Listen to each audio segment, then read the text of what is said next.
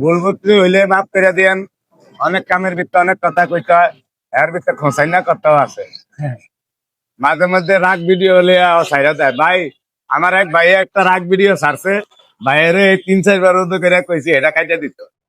অনেক হুজুরে আমারে ফোন দিছে, কয় আপনি এরকম যা তা ভাষা করেন। একদিন কেউ আসছিল না, আমি মনে করছি কেউ নাই, ওই লগের একার লগে একটু উল্টা পাল্টা কইছি, ভাইয়ে গোফেলে সাইরা দিছে।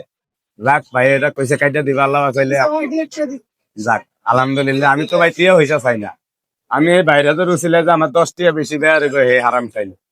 আমি যদি ডেলি 2,000 করে কামাই করি মাসে 60,000, টিয়া থেকে হাত কেমন নেই। যদি এনা 5 বছর থাকতারি 60,000 করে হইলে টিয়া এ কত।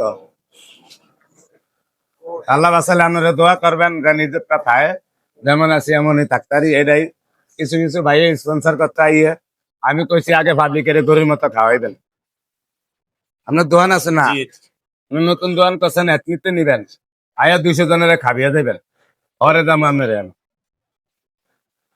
আবার লাগলে 2 বার করে যাবো, আবার 200 জনের খাওয়ানোর টিয়া দিবেন, ভাবলি করে গরুর মতো খাওয়াবো। আমি একজনের লেগে একজনের তো চাইতে কোনো শরম নাই, আমার নিজের লেগে চাইতে শরম আছে কি লিগা, আমার তো আত্মা সবই আছে। আর কেমনে ভাঙ্গা কমু, হ্যাঁ হর জায়গা ভালো না লাগে আর করার কিছু নাই। সবাই মাফ করে দিবেন, ভুল টুল হয়ে থাকলে এটাই অবস্থা।